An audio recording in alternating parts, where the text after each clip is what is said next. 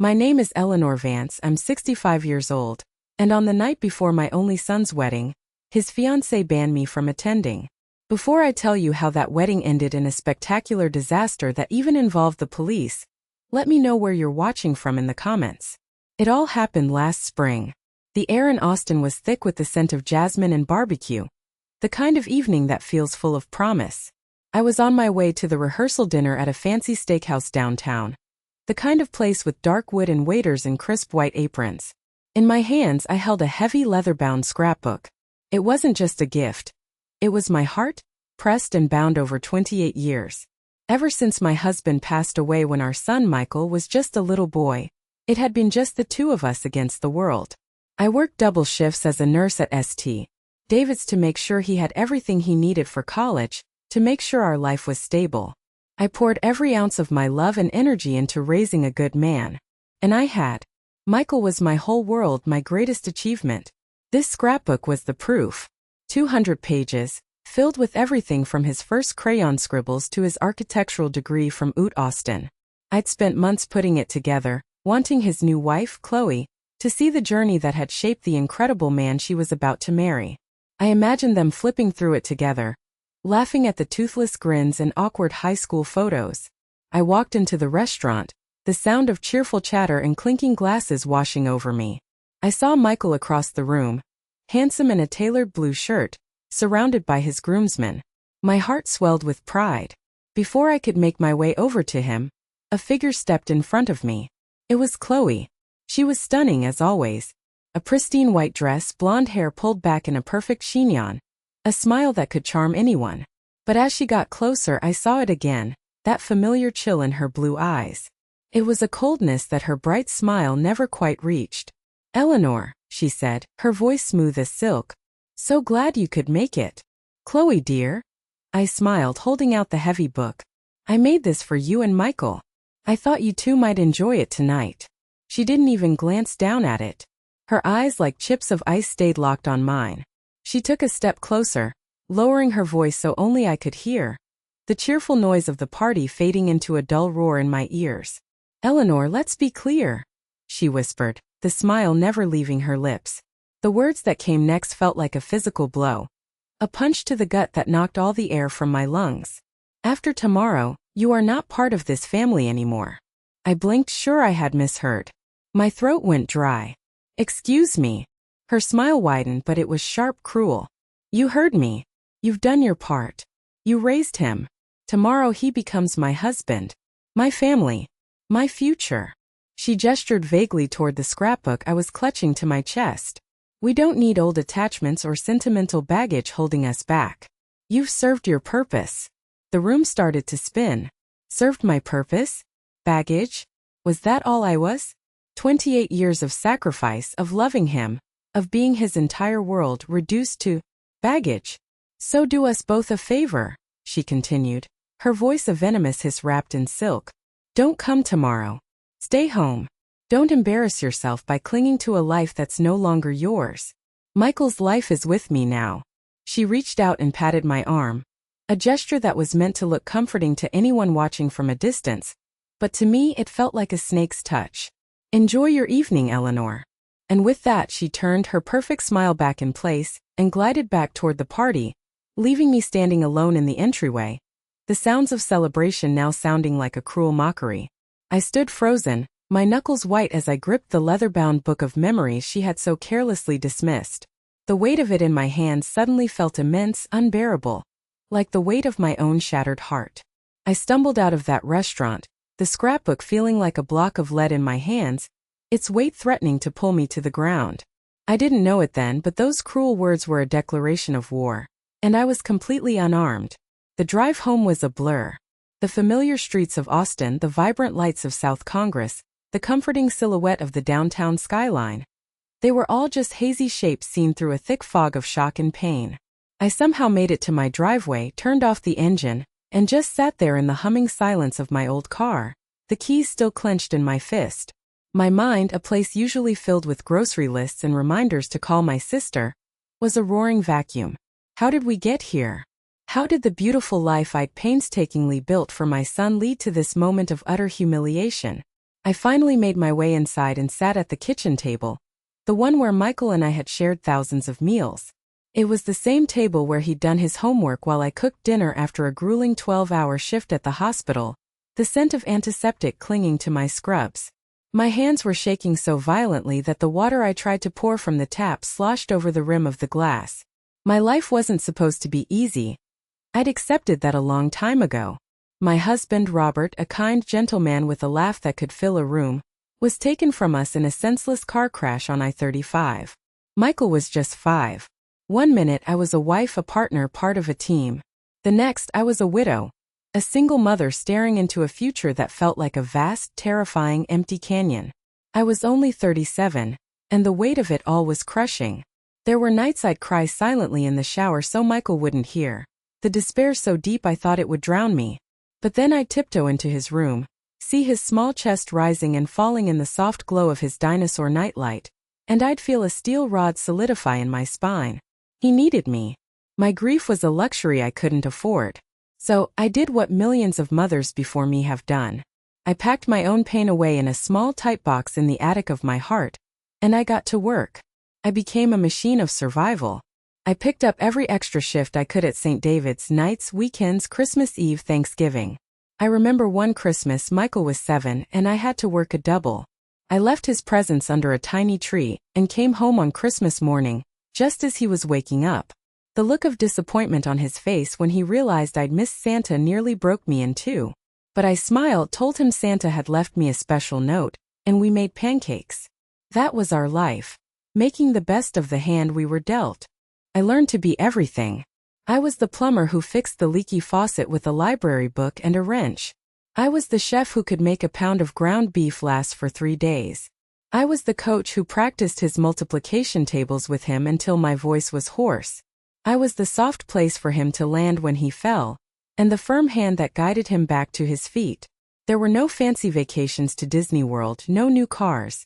Every spare dollar, every crumpled $5 bill left over from the grocery budget, went into a savings account, a little passbook I'd labeled Michael's college fund. It wasn't just a fund. It was my prayer for his future. A future where his biggest worry would be his grades, not how we were going to pay the electricity bill. That scrapbook Chloe had dismissed as sentimental baggage was the physical proof of that prayer.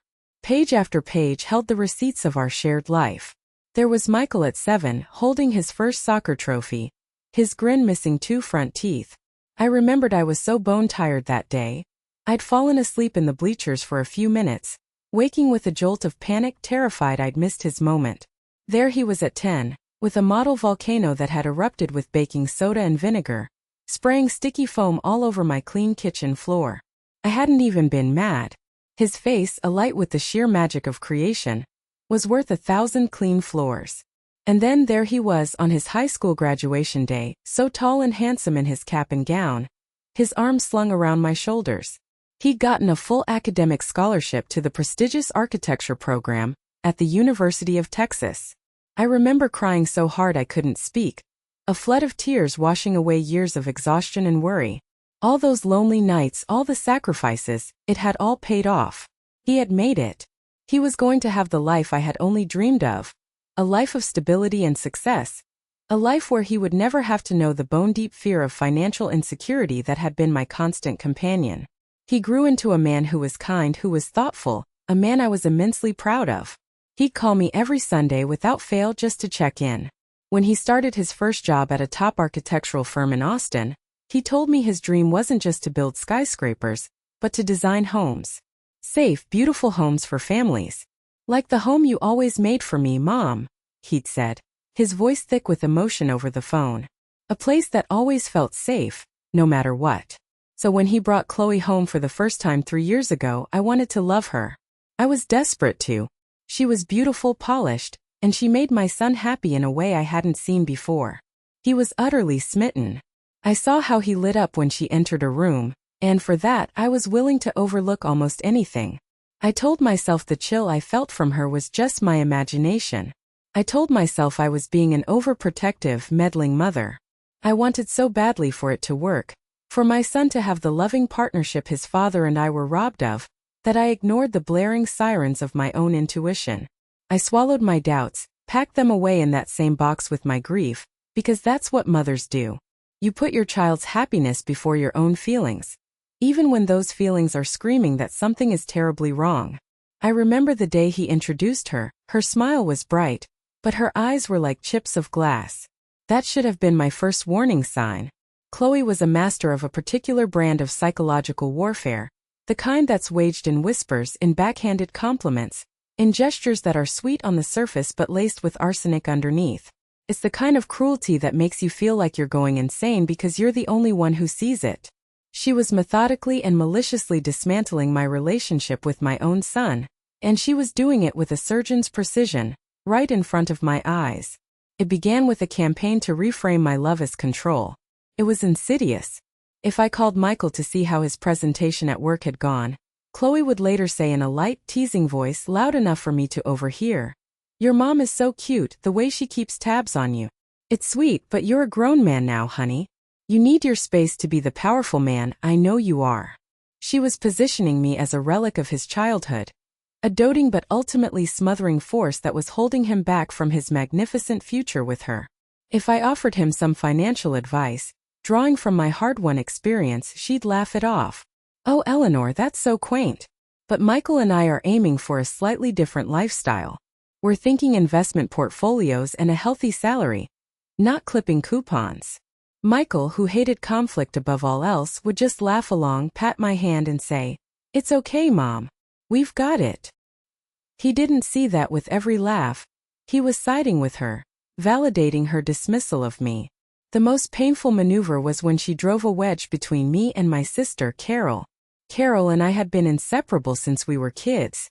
After my husband died, she was my rock, my late-night phone call. The one person who understood the depth of my exhaustion and my love for Michael. About a year into Michael and Chloe's relationship, Carol started acting distant. Our calls became shorter, her tone a little cooler. When I finally worked up the courage to ask her what was wrong, she hesitated, a sure sign she was wrestling with something.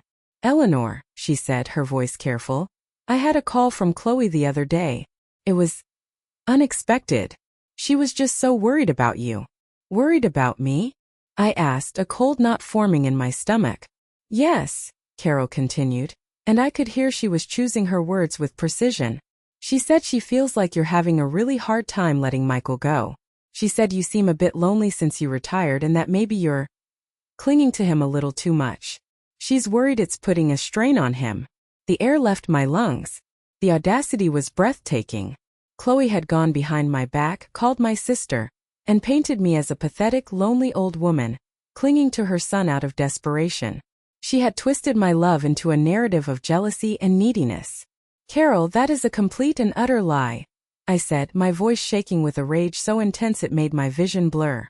"She is a master manipulator. Can't you see that?" "Can I?" Carol asked, and the doubt in her voice was like a physical blow. "Or are you just not ready to see your son as an independent man with his own life? Eleanor, Chloe seems to really love him. She's planning their future, their wedding. Maybe you just need to give her a little space, for Michael's sake." The seed of doubt Chloe had planted had taken root in the one place I thought was impenetrable. I felt a chasm opening up not just between me and my son, but between me and my sister, my only real support system. The isolation was terrifying. It was her masterpiece. I started to notice other smaller things. She'd come to my house and subtly reorganize things. A framed photo of me and Michael from a vacation years ago would be moved from the mantelpiece to a side table, replaced by a sleek, impersonal vase she'd brought over. She was literally, physically erasing me from my own space, from my own life story. The incident with the birthday cake was the moment I knew, without a shadow of a doubt, that this was not just thoughtlessness, it was malice. For Michael's birthday every year since he was 10, I had made him the same cake. A red velvet with extra cream cheese frosting, from a recipe my own mother had passed down. It was our sacred tradition. I spent all afternoon baking it, making sure the frosting was perfect. That evening when I brought it out after dinner, candles blazing, singing happy birthday, Michael's face lit up with that familiar boyish joy. But before he could even take a breath to blow out the candles, Chloe stood up, her smile bright and brittle. "Oh, Eleanor, that looks very homemade." she said, and the way she said homemade made it sound like a dirty word. But Michael's on a strict keto diet for the wedding. Absolutely no sugar or carbs. I'll just put this in the kitchen so he's not tempted. She took the cake from my hands before I could protest, her fingers brushing mine with icy indifference. She carried it into the kitchen, and I heard the unmistakable sickening scrape of a spatula against a plate, followed by the dull thud of the trash can lid closing. She hadn't just set it aside. She had thrown my love, my tradition, my effort directly into the garbage. Michael looked horrified but also cornered. He shot me a quick, apologetic look and mumbled, "Thanks, Mom. You didn't have to." But he didn't stand up to her. He didn't defend me. He didn't save our tradition. He just let it happen. In that moment, watching him choose her comfort over my feelings, I felt a piece of my heart that had survived widowhood and single motherhood finally crack. She wasn't just marrying my son. She was conquering his life, and I was the first casualty. She was slowly turning my own son, my own sister against me brick by brick. And her next move was far more audacious than I could have ever imagined. The audacity reached its zenith about 2 months before the wedding, at a dinner that was, in retrospect, a perfectly staged ambush. Chloe called me, her voice dripping with an artificial sweetness that set my teeth on edge. "Eleanor, Michael and I would love to have you over for dinner on Friday," she said. "And my father is in town. He's just so eager to officially meet you and spend some quality time together." A cold knot of dread formed in my stomach. Every instinct I had was screaming at me to make an excuse, to feign a headache, to run in the opposite direction. But I knew if I said no, she would twist it into further proof for Michael that I was being difficult and unsupportive. So I agreed, feeling like I was walking into a trap. I arrived at their trendy downtown apartment, a place so minimalist and devoid of personal touches that it felt more like a hotel suite than a home. Mr. Sinclair, a man named Richard, greeted me at the door. He was exactly what I'd expected. He had a handshake that was too firm, a smile that was too wide, and eyes that constantly darted around, assessing the value of everything they landed on. He reeked of cheap cologne and desperation. He was a salesman through and through, and I instantly felt like I was his mark for the evening. Over a dinner of takeout from a restaurant I knew they couldn't really afford, he went to work on Michael. He didn't talk about family or love. He talked about assets, portfolios, and wealth. He spoke of Michael's promising career in architecture not as a passion, but as a commodity. "A man with your talent, Michael, with your salary potential," he said, swirling a glass of expensive wine he'd brought, "is on a rocket ship to the top. You're going to be a very, very wealthy man." Chloe beamed at Michael, stroking his arm as if he were a prized racehorse. Then, after the plates were cleared, Mr. Sinclair made his move. He cleared his throat, leaned forward on his elbows, and adopted a serious, confidential tone, as if he were letting us in on a state secret. "Speaking of opportunities," he began, "I'm in the final stages of a very lucrative real estate development deal just outside of Hill Country. It's a guaranteed home run. We're talking a massive return on investment within 18 months. He paused for dramatic effect. "The only hitch is the bank. You know how they are. They require a cosigner on the final bridge loan to close the deal. It's just a formality, of course. Piece of paper. They just need someone on the loan with a solid credit score and a high projected future income." He paused again, and his gaze, sharp and predatory, landed directly on Michael. "Someone exactly like you." The air in the room grew thick and heavy. I felt a wave of nausea so intense I had to grip the edge of the table to steady myself. This was it. This was the reason for the dinner, the reason for the charm, the reason for the wine. This was the trap. Chloe, a consummate actress, jumped in right on cue, her voice a symphony of manufactured excitement. "Daddy has been working on this for months. Michael, honey, this is our chance to get in on the ground floor. This isn't just his project. This is our future. The foundation for our family. The inheritance we can build for our children." She looked at him, her eyes wide and pleading. "It would mean so much to me, to us, if you would do this. It would show my father that you're truly part of the family." Michael was completely mesmerized. He was caught in their web, captivated by this vision of a powerful, wealthy future they were painting just for him. He wanted to be the man she wanted him to be, the provider, the partner, the one who could make things happen with a single signature. I couldn't stay silent. I had to try. Michael, I said, my voice quiet but firm, trying to cut through the hypnotic haze they had created. That's a very big commitment. A loan is a serious legal obligation. You don't know anything about Mr. Sinclair's business. You haven't seen any of the financials for this deal. Chloe's face hardened instantly, the sweet mask dropping to reveal the cold fury beneath. Eleanor, she said, her voice dropping the sweetness and gaining a sharp, condescending edge. This is a family matter. A matter between my father and my future husband. With all due respect, it doesn't concern you. The message was a dagger, sharp and clear. You are not family. Stay out of it. Mr. Sinclair chuckled, a smooth, dismissive sound meant to belittle my concerns. It's perfectly fine, Eleanor. I have all the paperwork. It's all above board. This is just how big deals get done. A little trust goes a long way. But I could see the trap closing around my son. I tried to catch his eye, to send him a silent, desperate plea. But he wouldn't look at me. He looked only at Chloe. He looked at the promise in her eyes, a promise as beautiful and as empty as a soap bubble. Of course I'll do it, Michael said, his voice full of a pride that wasn't his own. He was puffing out his chest, playing the part they had written for him. If it helps the family, I'm happy to help. Later that evening, after they had gone, I tried one last, desperate time. I found Michael in the kitchen as he was getting a glass of water. Michael, please, I begged, my voice low. Listen to your gut. This doesn't feel right. Don't sign anything until you've had a lawyer, an independent lawyer, look at it. He turned on me, his face clouded with the frustration that she had so carefully cultivated over the years. Mom, stop it, he snapped, his voice harsher than he had ever used with me before. Stop trying to control my life. This is my future family. This is how I show them that I'm committed, that I trust them. For once, can you just trust me? Please don't interfere. This has nothing to do with you. The next day, he went to the bank with Richard Sinclair. He signed the papers for a $75,000 business loan.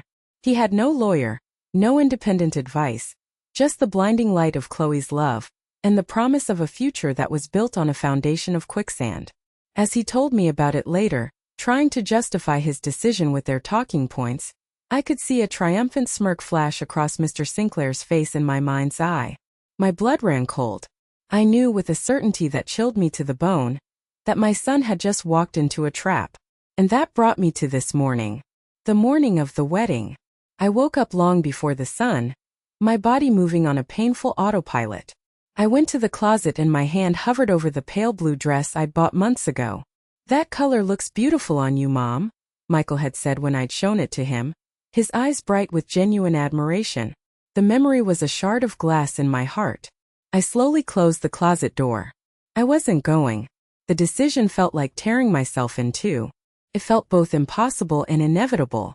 For 28 years, every single choice I made had revolved around Michael's well-being.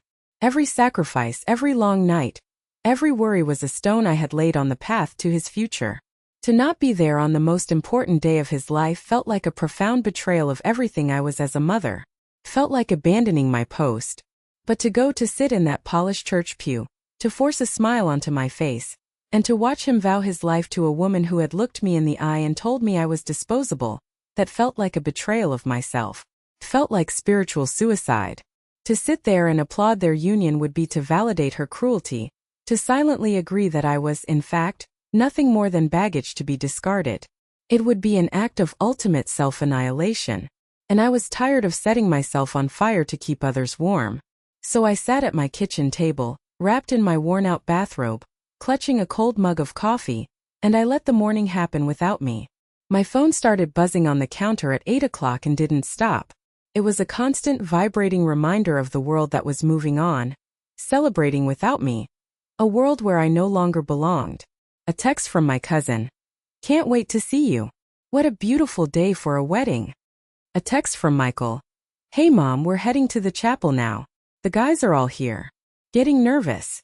See you soon. Then the calls started. First from old family friends asking if I needed a ride.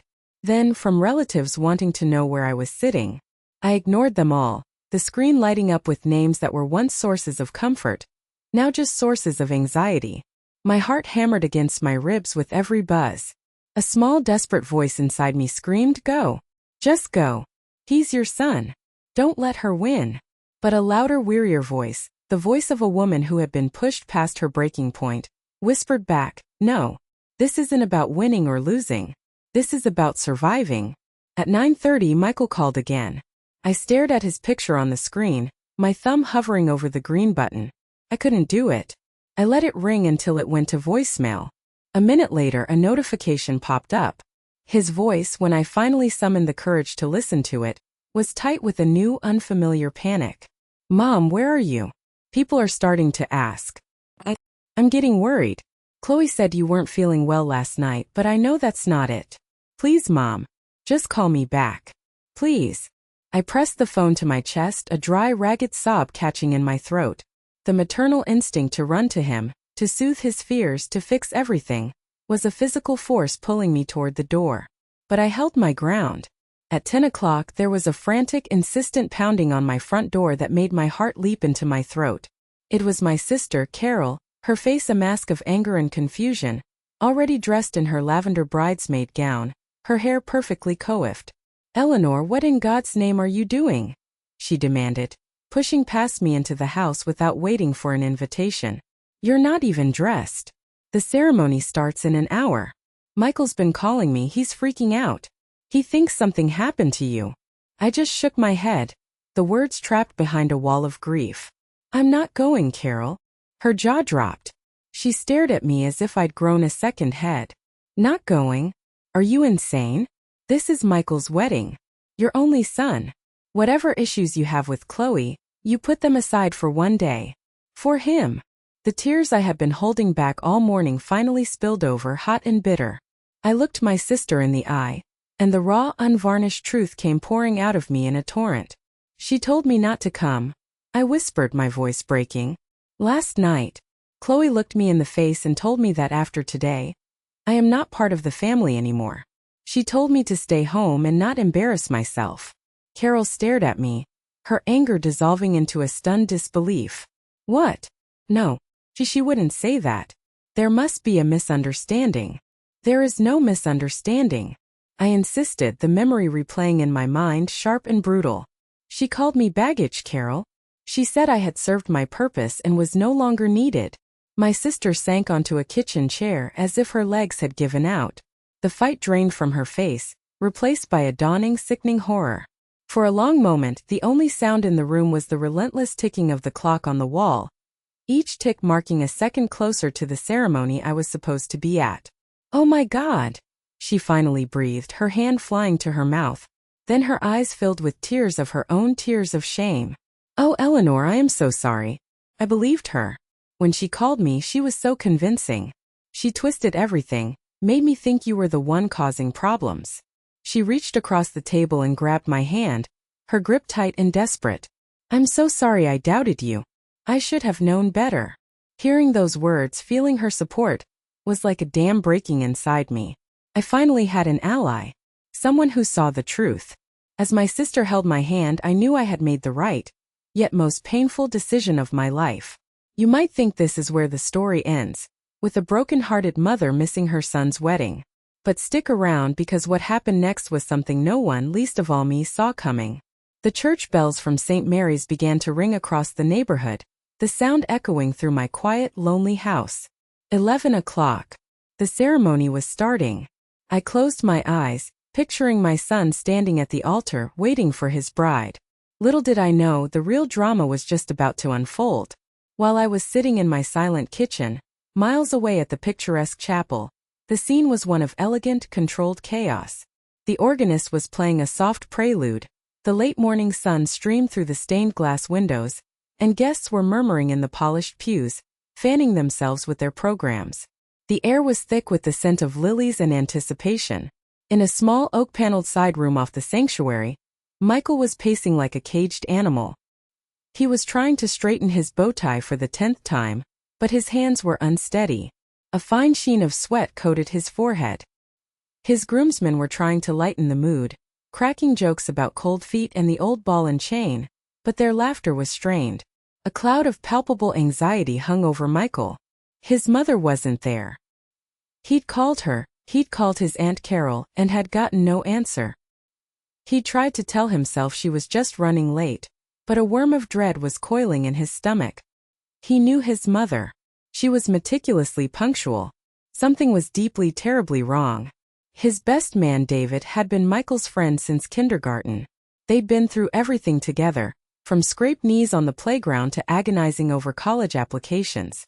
David had been unusually quiet for the last 10 minutes, his eyes glued to his phone, his face growing paler by the second. He was furiously typing, his thumbs a blur. "Hey, you okay?" Michael asked, finally stopping his frantic pacing. "You look like you've seen a ghost." David looked up, his eyes wide with a mixture of horror and pity. He swallowed hard, his Adam's apple bobbing. "Mike," he said, his voice barely a whisper. "You need to sit down. Man, I don't know how to tell you this." "What is it?" Michael asked, his anxiety spiking into full-blown fear. "Is it my mom? Was there an accident? Just tell me, David." "It's not your mom," David said grimly. He took a deep breath, like a man about to dive into icy water. He walked over and held out his phone. "A buddy of mine, Kevin, is a bartender at the Continental Club on South Congress. He worked last Saturday night. He just sent me these. He recognized Chloe from the engagement photos I posted. He said he thought you had a right to know before you made the biggest mistake of your life." Michael took the phone, his hand trembling slightly. On the screen was a series of photos, the kind you take in a dark, crowded bar, blurry but unmistakable. The timestamp in the corner read 5 days earlier. The first one made his breath catch in his throat. It was Chloe. She was at the bar laughing, her head thrown back in a way he knew so well. The man next to her had his arm wrapped tightly around her waist, his hand splayed possessively on her hip. It was her boss, a slick, silver-haired man named Richard, whom she always described as her brilliant but harmless mentor. Michael's heart started to pound against his ribs like a trapped bird. Maybe they were just out with colleagues, he mumbled, a desperate, pathetic denial rising in his throat. "Keep scrolling," David said softly, his voice full of sorrow. He swiped to the next photo. It was clearer, more damning. They were in a dark corner of the club, away from the crowd. Chloe's hands were laced behind Richard's neck, her fingers tangled in his hair. And she was kissing him. It wasn't a friendly peck on the cheek. It was a deep, passionate, hungry kiss, the kind that left no room for misinterpretation or excuses. A guttural sound, something between a gasp and a groan, escaped Michael's lips. He felt the blood drain from his face. He swiped again, his thumb shaking. The third photo was the final brutal confirmation. It was taken outside the club, under the glow of a street lamp. Richard was hailing a cab and Chloe was pressed against him, her face buried in his neck, her designer dress hiked up slightly. Her eyes were closed, and the look on her face was one of pure, blissful adoration. It was a look he had once thought was reserved only for him. The phone slipped from his numb fingers, clattering onto the polished floor. He staggered back and sank into a heavy armchair, his chest heaving as he struggled to draw a breath. It felt like the floor had dropped out from under him, plunging him into a black, airless void. The late nights she'd claimed were work deadlines. The secretive texts she'd laughed off as office gossip. The weekend trip she'd taken for a marketing conference 2 months ago. Every lie, every excuse, every flicker of doubt he had dutifully pushed aside came rushing back, crashing down on him with the force of a tidal wave. He thought of his mother. He thought of how quiet and sad she had seemed for months. He thought of her gentle warnings, the concerns he had dismissed as her being overprotective and controlling, words that Chloe had so carefully, so skillfully planted in his head. He saw it all now with a horrifying, searing clarity. His mother hadn't been trying to control him. She had been trying to protect him. She had seen the viper in his house while he had been admiring its beautiful scales. He looked at the ornate clock on the wall. 10:45 a.m. In 15 minutes he was supposed to stand at that altar in front of everyone he knew, and pledge his life, his future, his salary to the woman in those photos. The woman who had been systematically lying to his face for God knows how long. A hot, white rage unlike anything he had ever felt in his life surged through his veins. It burned away the shock, it cauterized the heartbreak, and it left behind a cold, hard, diamond-like certainty. He stood up, his body trembling with adrenaline. "Where is she?" he asked, his voice low and dangerous, unrecognizable even to himself. "In the bridal suite down the hall to the left," one of his groomsmen answered, his face pale and awestruck. Without another word, Michael strode out of the room, his fists clenched at his sides. A man on a collision course with the truth. The affair was shocking, but he had a sickening feeling it wasn't even the worst secret to be revealed that day. As Michael stormed down the marble hallway, his dress shoes echoing like gunshots in the sudden silence, a different kind of fire was spreading through the pews of the chapel. Gossip, fueled by early morning champagne and simmering family tensions, was moving faster than a Texas wildfire. The catalyst was Chloe's maid of honor, her own cousin, a woman who had started celebrating a little too early in the bridal suite. Cornered by a nosy great-aunt who was grilling her about the young couple's financial plans, the maid of honor, bubbly and loose-lipped from her third mimosa, had slurred with a conspiratorial wink, "Oh, don't you worry about them. Once Chloe gets that ring on her finger and that architect's salary starts rolling in, the Sinclair's little troubles will be a thing of the past. That prenup will take care of everything, believe you me." The great-aunt's eyes widened. "Prenup? What kind of troubles?" The words were barely out of the maid of honor's mouth before she realized her catastrophic mistake, her hand flying to her mouth. But it was too late. The cat was out of the bag. The great-aunt immediately turned to the person next to her, and the rumor started its journey, morphing and growing as it went, whispered from one pew to the next. "Did you hear? The Sinclairs are broke. Apparently her father lost everything. The whole wedding is just for the money. There's a prenuptial agreement designed to funnel his salary right into her family's accounts." It was a vicious game of telephone, but this time the final message was landing dangerously close to the truth. By the time Michael reached the bridal suite, the whispers had become a low, anxious hum of speculation throughout the entire chapel. He didn't knock. He threw the door open with such force that it slammed against the wall, the brass handle leaving a deep gouge in the plaster. Everyone inside jumped, a collective gasp sucking the air out of the room. Chloe was standing in front of a full-length mirror, a vision of bridal perfection in her $1,000 lace gown. Her makeup was flawless. Her hair was a marvel of engineering. She turned a bright, practiced, camera-ready smile on her face. "Michael, honey, it's bad luck to see the bride before the..." Her smile dissolved the instant she saw his face. It was a thunderous mask of cold, white-hot rage. He didn't say a word. He just held up David's phone. The damning picture of her and her boss locked in a passionate embrace displayed on the screen for everyone to see. The room went utterly silent. The bridesmaids froze, champagne flutes halfway to their lips. Chloe's face, for the first time since I had met her, lost its perfect, impenetrable composure. The color drained from her cheeks, replaced by a blotchy red panic. "Michael," she stammered, taking an involuntary step back, her voice a reedy squeak. That's not what it looks like.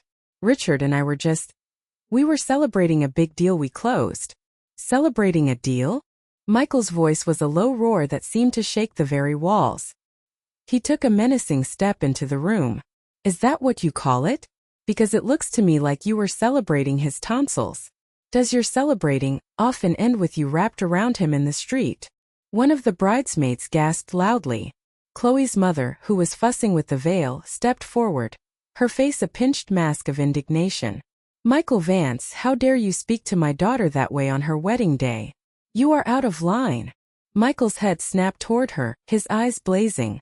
"You want to talk about being out of line? Why don't we talk about the divorce clause in the prenup your husband drafted? The one that gives him control of my future earnings." Now it was Chloe's turn to look utterly, completely shocked. She stared at him, her mouth agape. The maid of honor, the source of the leak, shrank back into a corner, looking like she wanted the floor to swallow her whole. The secret was out. All of it. How did you know about that?" Chloe whispered, her voice trembling. "So it's true," Michael said, the final agonizing piece of the puzzle clicking into place. "The affair. The money. The lies. The way they treated his mother. It was all connected. It was a conspiracy." He looked at her, at this beautiful woman in a pristine white dress, and he didn't see the love of his life. He saw a stranger. A predator in lace. Then his voice dropped, filled with a chilling quietness that was more terrifying than his yelling. You know what the worst part of all this is, Chloe? It's not even the cheating. It's not even the money. The worst part is what you said to my mother. He took another step closer, forcing her to look him in the eye. You told her she wasn't part of this family. You tried to cut out the one person in my entire life who has ever truly loved me, who sacrificed everything she had for me. You tried to throw her away like she was trash. His voice cracked with the agony of that realization.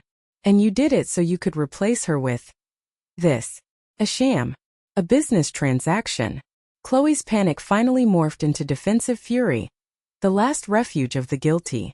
Her face twisted into an ugly snarl. Your mother.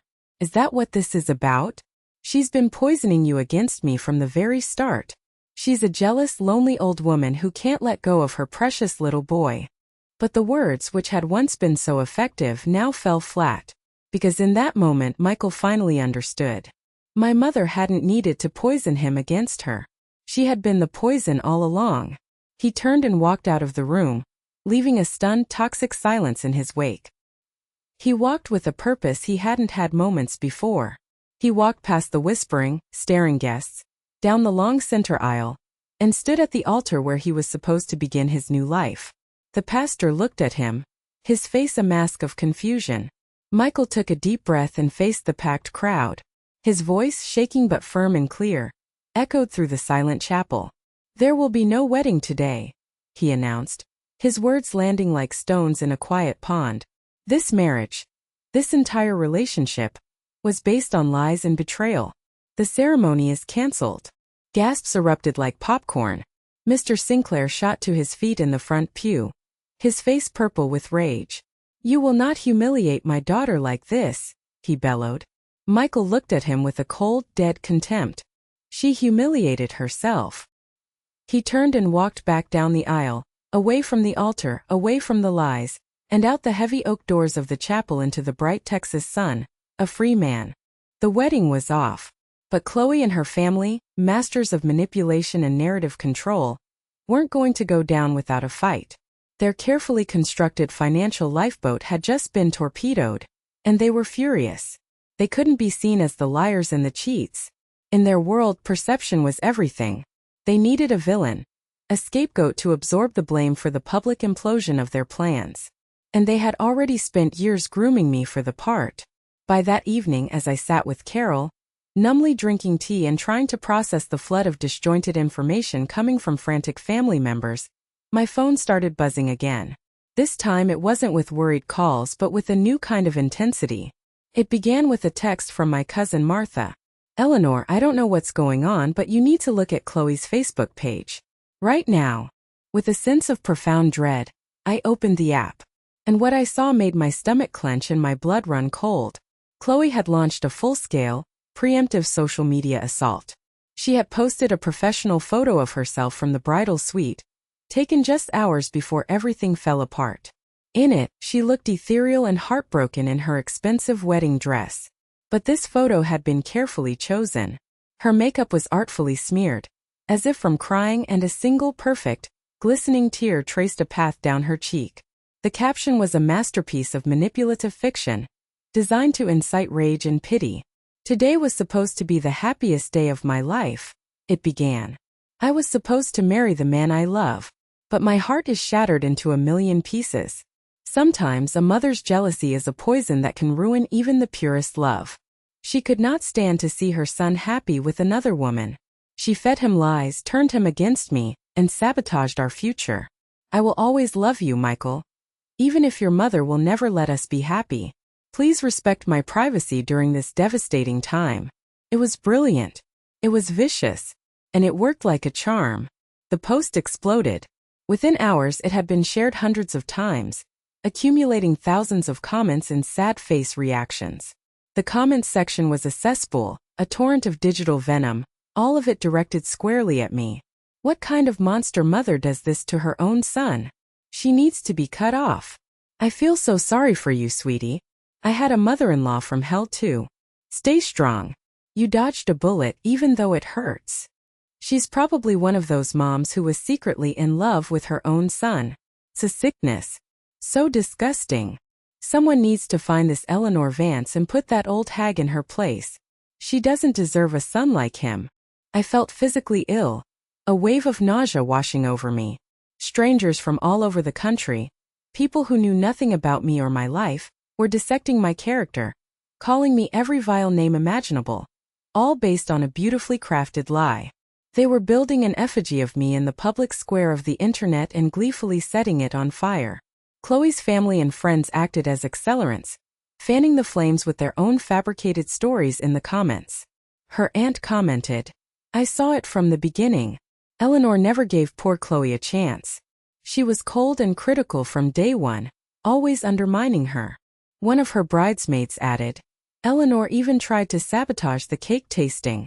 She was always trying to make things difficult, making snide remarks. It was so sad to watch. They were rewriting history, twisting every interaction, every quiet moment of doubt I'd ever had, into a malicious, calculated campaign of sabotage. I was no longer a mother who had been cruelly dismissed and threatened. I was a scheming, jealous monster who had successfully destroyed her son's happiness out of pure spite." The digital attacks started to bleed into my real life with terrifying speed. My phone began to ring with unknown numbers. When I'd answer, there would be a moment of silence, and then a stranger's voice would hiss, "You should be ashamed of yourself," before hanging up. Someone found my home address from an old online directory and posted it in a comment thread. "Here's where the old witch lives if anyone wants to send her a message."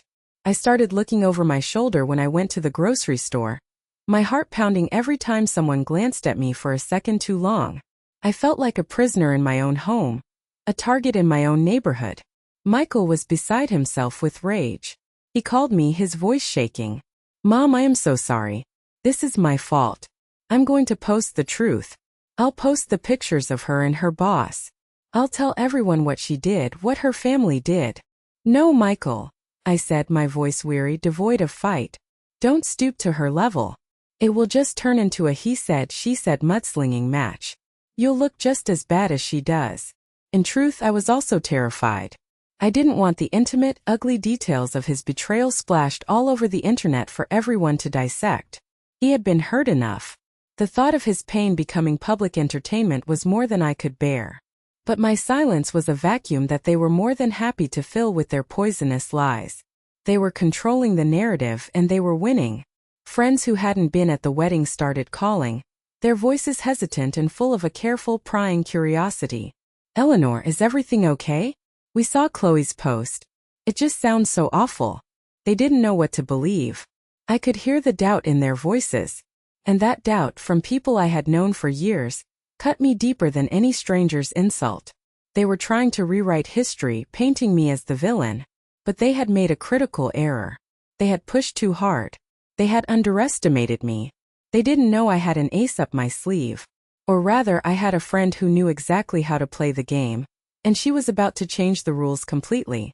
Just when I thought the relentless harassment couldn't possibly get any worse, it escalated from the chaotic court of public opinion to the threat of a real one.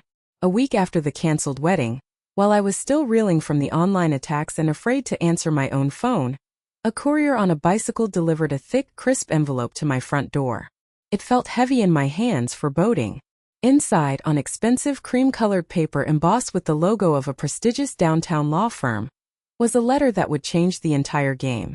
My hands trembled as I read it. It was a formal cease and desist notice, followed by a direct threat of a lawsuit. The pages were dense with impenetrable legal jargon, phrases like defamation of character, slander per se, and tortious interference with a contractual relationship. I had to read it 3 times to understand the sheer audacity of what they were claiming. They were accusing me of conducting a malicious and premeditated campaign to destroy Chloe's reputation. They claimed my actions had caused her severe emotional distress, public humiliation, and significant financial damages related to the vendors and deposits for the canceled wedding. The letter concluded with a demand. I was to issue a formal public apology on all social media platforms and agree to a financial settlement for damages, or they would pursue the matter in court to the fullest extent of the law. They were threatening to sue me into oblivion. I felt the room tilt. A lawsuit? Tortious interference? What on earth did that even mean? They were the liars, the cheats, the frauds who had tried to ruin my son. And now they were trying to sue me? It was so breathtakingly shameless, so utterly disconnected from reality, that for a moment I just laughed. It was a hollow, broken sound that echoed in my quiet living room. They were the arsonists and they were trying to sue me for smoke damage. My first call was to my friend Sarah.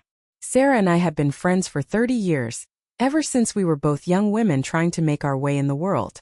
While I had gone into nursing, she had clawed her way through law school at night to become one of the sharpest, most no-nonsense lawyers in Austin.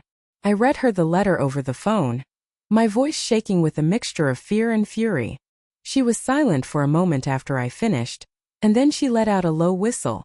"Wow," she said, and I could almost hear her smiling.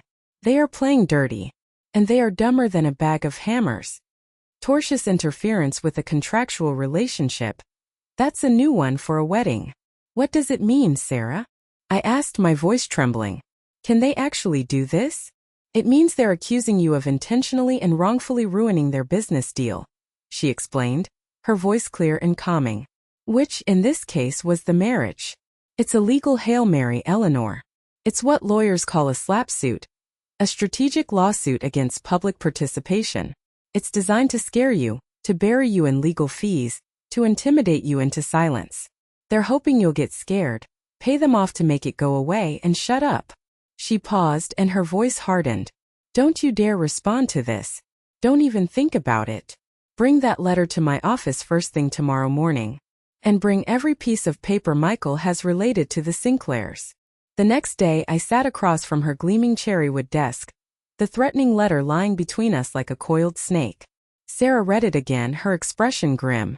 "This is pure intimidation," she repeated. "But it tells us something very important. It tells us they're desperate. Desperate people make mistakes.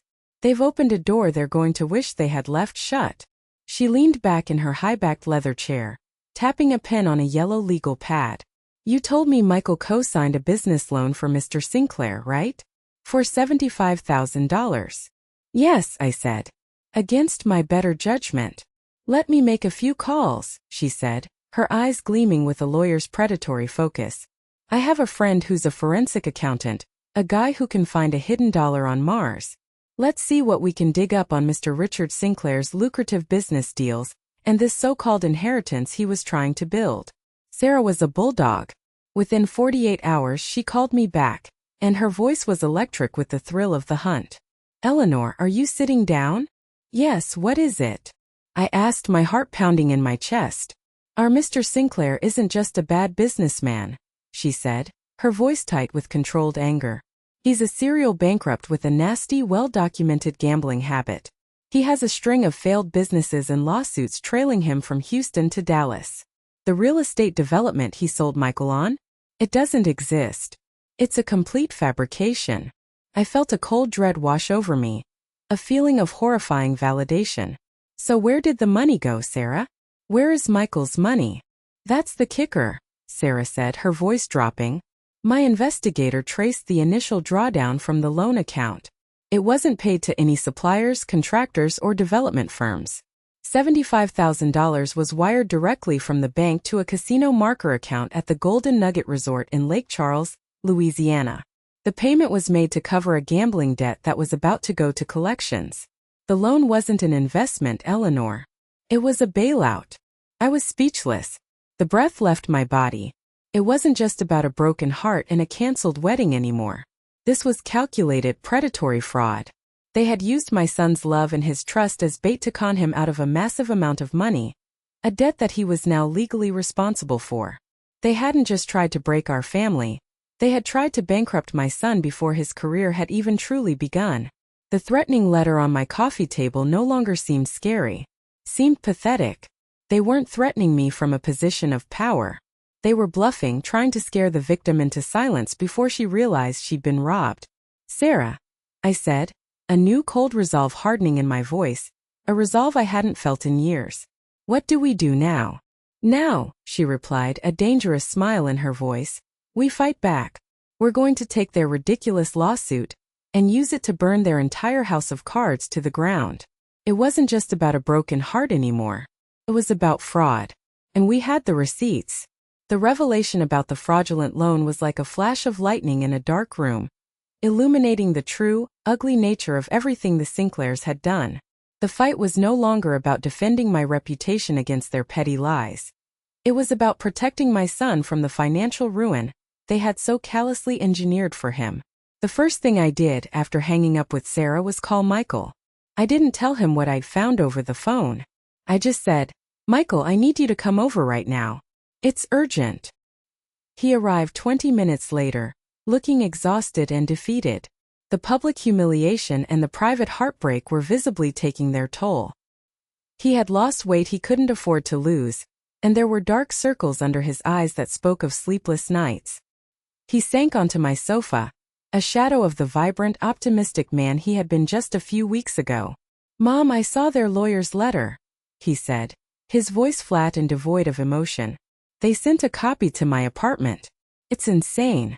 What are we going to do? Should I just pay them? Maybe they'll go away if I give them some money for the wedding costs." I sat down across from him in my favorite armchair and looked him straight in the eye. "We are not giving them one more penny, Michael," I said, my voice calm but laced with a new steel. I took a deep breath and laid out everything Sarah had discovered, piece by damning piece. I told him about Mr. Sinclair's history of bankruptcy.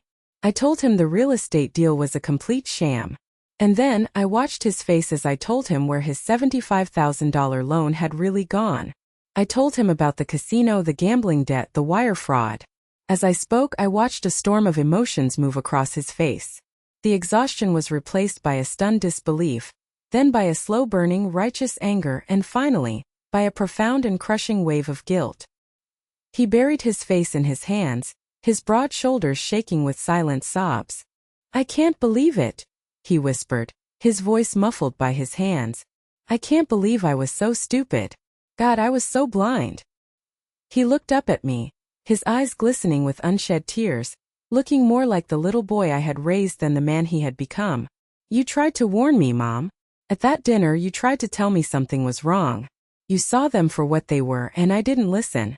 I defended them. I got angry with you. I pushed you away." His voice cracked. "I am so sorry."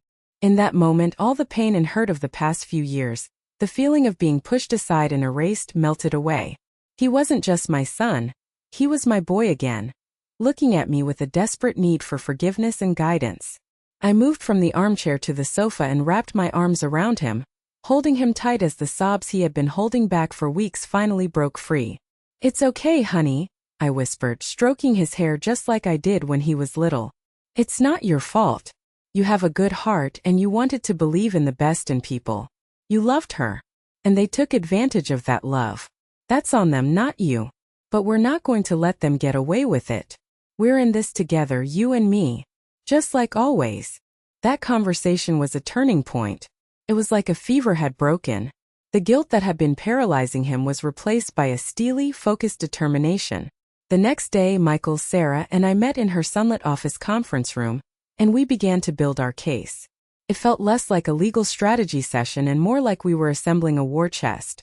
Sarah laid out the files from her investigator.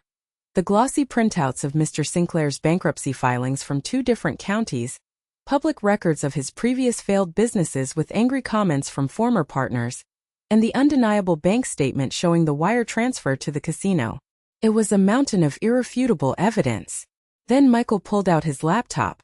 "There's more," he said, his voice hard. He opened an email folder he had saved, labeled simply Chloe. It contained every significant email exchange he'd had with her and her father about the wedding and their finances. He clicked on one. It was the draft of the prenuptial agreement Mr. Sinclair had sent him, with a casual note saying, "Just a formality, son. Sign it and send it back." Michael, wanting to show trust, had foolishly never had his own lawyer review it. Sarah's eyes, sharp and intelligent, scanned the document, her expression growing darker with every line she read. She stopped, her finger pressing on a specific clause on the screen. "My God," she breathed, a look of professional outrage on her face. "Look at this. Clause 14b. It states that in the event of a divorce, A significant portion of Michael's future projected career earnings would be placed into a trust. And look who the sole trustee and manager of that trust is, Mr. Richard Sinclair. It wasn't just a prenup. It was a blueprint for a hostile financial takeover. It was a plan for indentured servitude. They hadn't just wanted his current assets. They had been laying claim to the entire future of his career, to every promotion, every bonus for years to come. It was predatory, it was calculated, and it was all there in black and white. We spent the next few days gathering everything. We made certified copies of the loan documents Michael had signed. We printed out screenshots of the most venomous social media posts and comments from their smear campaign, creating a clear record of their defamation. We built a meticulous timeline connecting every lie, every manipulation, to their ultimate goal, getting their hands on Michael's money. Working together side by side, fighting for a common cause, healed the painful rift that Chloe had so expertly created between us. We were a team again. The son who had been blinded by a toxic love was gone, replaced by a man ready to fight for his future and for his family. The Sinclairs thought they could scare us into silence. They thought I was just a lonely old woman they could bully and dismiss. It was time to show them what happens when you mess with the wrong Texas mother. With our arsenal of evidence compiled and organized into a thick, intimidating binder, Sarah advised against a messy public court battle, at least for now. A lawsuit is a sledgehammer, she said, a predatory glint in her eye. Right now we need a scalpel. First, we give them a chance to bleed out quietly. She drafted a terse, professional letter to the Sinclair's lawyer.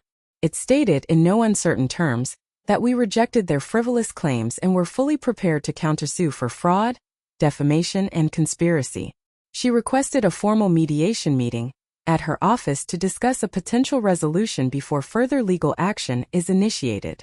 As she predicted, they agreed almost immediately. Their arrogance was their undoing. They likely assumed they still held all the cards, that this was a negotiation where they could intimidate Michael into a hefty settlement to make the embarrassment go away. They had no idea they were walking into their own execution. The day of the meeting, a storm was brewing over Austin, the sky a bruised, angry purple. It felt appropriate. I walked into Sarah's sleek conference room with Michael at my side. He wore his best suit, and he stood taller than he had in months, the fear in his eyes replaced with a cold, hard resolve that reminded me so much of his father. We sat on one side of the long, polished mahogany table, the binder of evidence placed squarely in the middle. A few minutes later, the Sinclairs arrived with their lawyer. Mr. Sinclair swaggered in, oozing a false, cheap confidence, a little too smiley, a little too loud.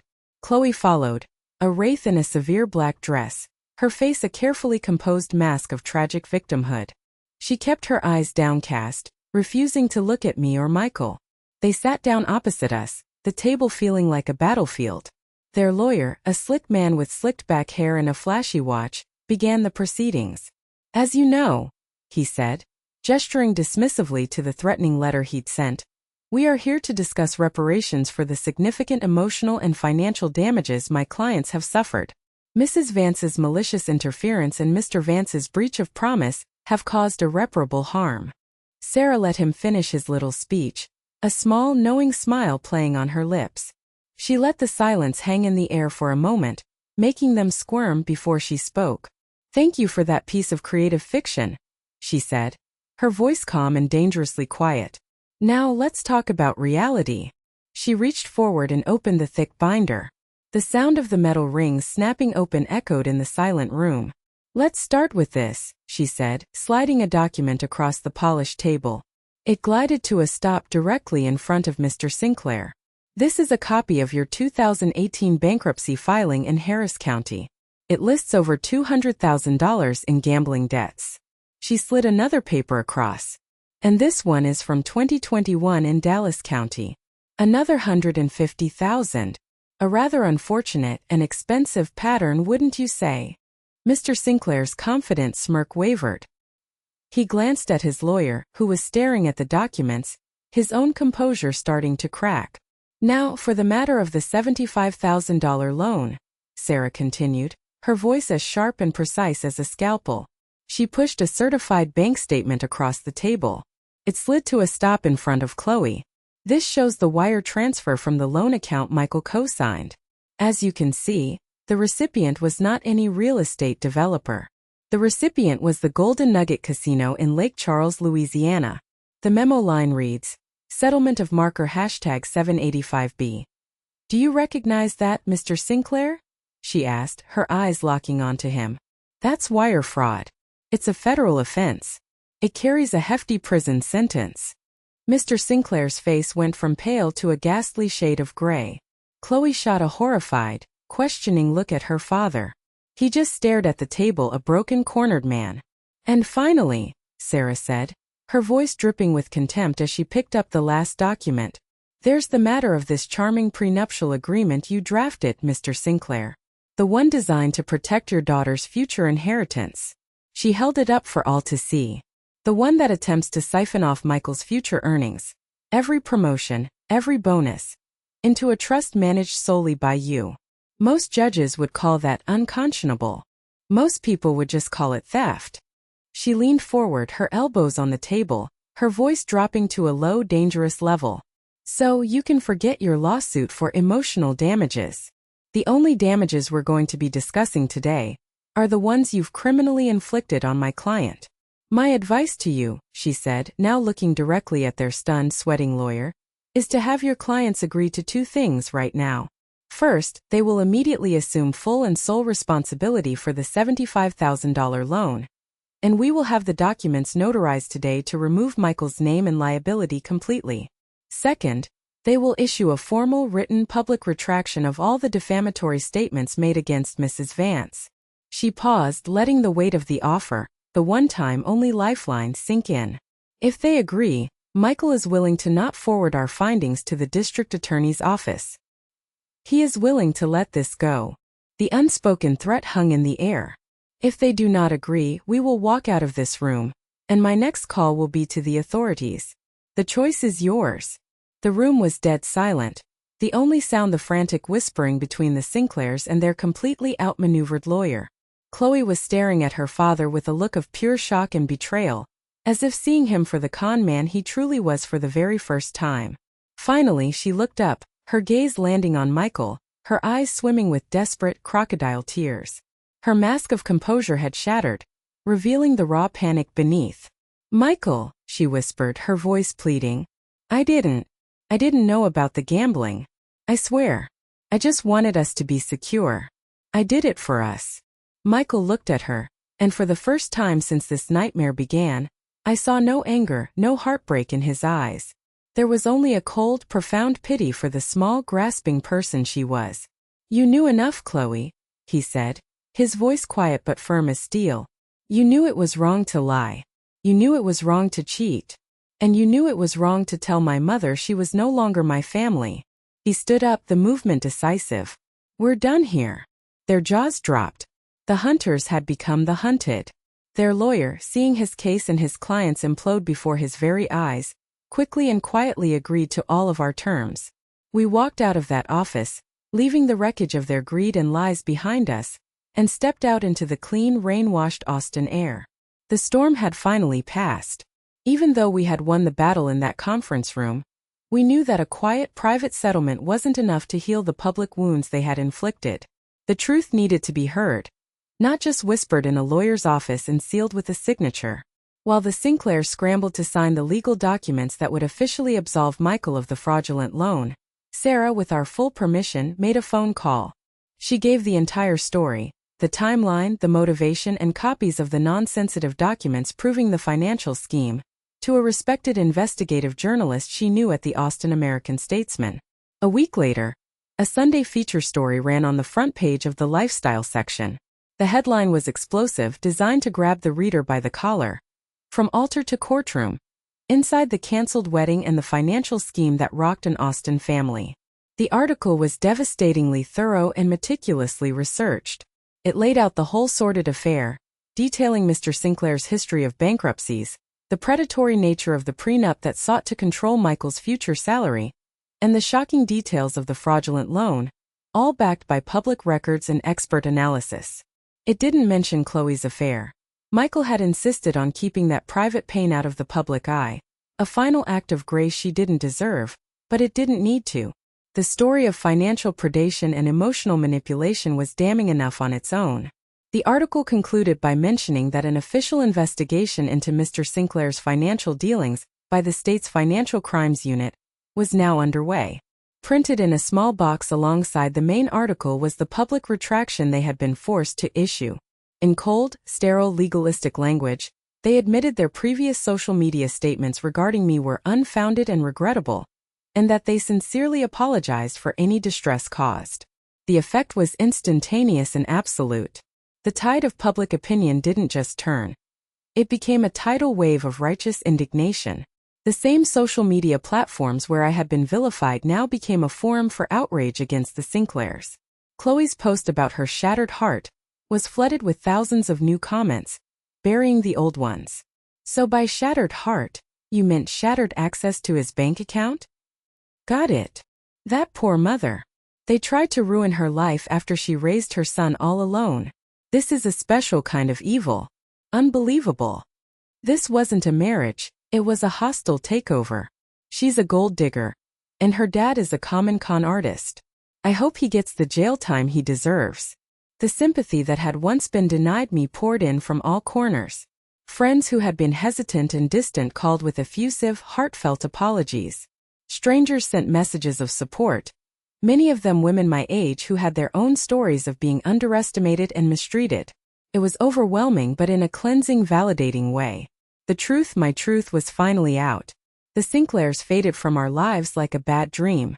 They sold their apartment at a loss and moved away, disgraced and ostracized.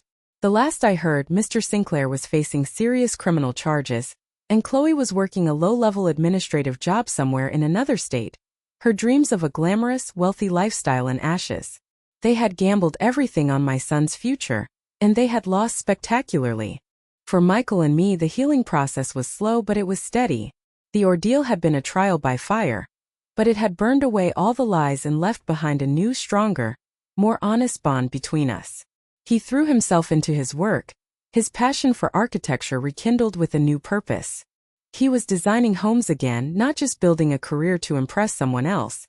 For the first time in years, I saw the real unburdened smile return to his face, the one that reached his eyes. One evening, a few months later, we were sitting on my back porch, drinking sweet tea as the sun set, painting the Texas sky in brilliant shades of orange and pink. He was quiet for a long time, just watching the fireflies begin to blink in the twilight. Then he turned to me, his eyes full of a depth and maturity that hadn't been there before. "Mom," he said softly, "I don't know how you stayed so strong through all of that. She nearly broke me. I lost myself." I looked at my son, no longer a boy, but a man who had been tested by fire and emerged stronger. "Because I've been through worse," I said, thinking of the long, lonely years after his father died. "And because I never, for 1 second, stopped believing in the good man I raised. I just knew that one day you'd see the truth for yourself. It just took some time." His eyes glistened in the fading light. "You were always my family," he whispered, his voice thick with emotion. "The only one that ever really mattered. You are my true inheritance." He went inside and came back a moment later holding the heavy, leather-bound scrapbook, the one I had thought I would never be able to give him. He placed it gently on the table between us. "I think we have some empty pages to fill," he said, his voice steady now. I opened the book, my hands no longer shaking. We turned past the photos of his childhood, past the memories of a life that had led us to this difficult, but ultimately clarifying point. We got to the blank pages at the end, a future waiting to be written. And as we sat there together, mother and son, side by side on that quiet porch, I knew we would fill them with new memories. Memories of truth, resilience, and a love so strong it could never be broken. Thank you so much for listening to my story. It wasn't easy to share, but I believe in the power of truth and the resilience of the human heart. If you've ever felt dismissed, betrayed, or had to fight for your place in your own family, please know you are not alone. Let me know in the comments below if any part of my story resonated with you. And if you'd like to hear more stories like this, please consider liking this video and subscribing to the channel. It truly means the world to me.